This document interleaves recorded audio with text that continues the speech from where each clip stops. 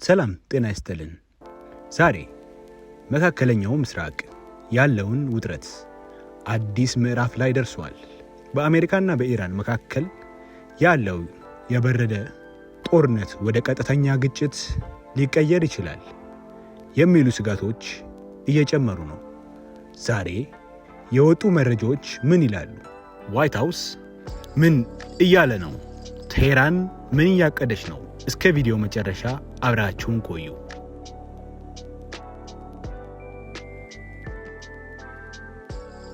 ዛሬ የወጡ መረጃዎች በአሜሪካ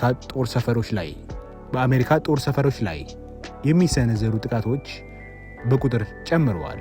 ዋሽንግተን ለዚህ ጥቃት በቀጥታ ኢራንን ተጠያቂ አድርጋለች።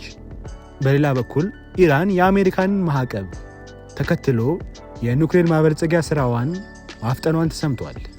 ይህ ደግሞ ለአሜሪካና ለእስራኤል ቀይ መስመር ነው።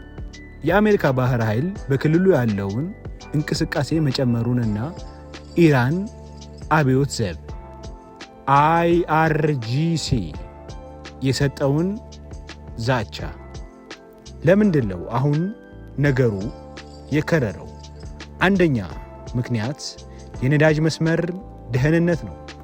በሆርሙዝ ወሽመጥ በኩል የሚለቀቀው የነዳጅ ከተቋረጠ ዓለም ኢኮኖሚ ይናጋል።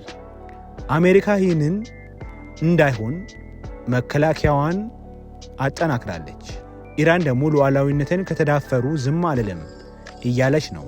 ሩሲያና ቻይና ከኢራን ጀርባ መቆም ለጉዳዩ ሌላ መልክ እንደሚሰጠው አስረድተዋል። ሁኔታው ወዴት ሊያመራ ይችላል?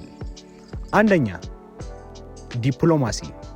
ሶስተኛው ወገን እንደ ኳታር ወይም አማን አማካኝነት ውጥረቱን ማርገብ።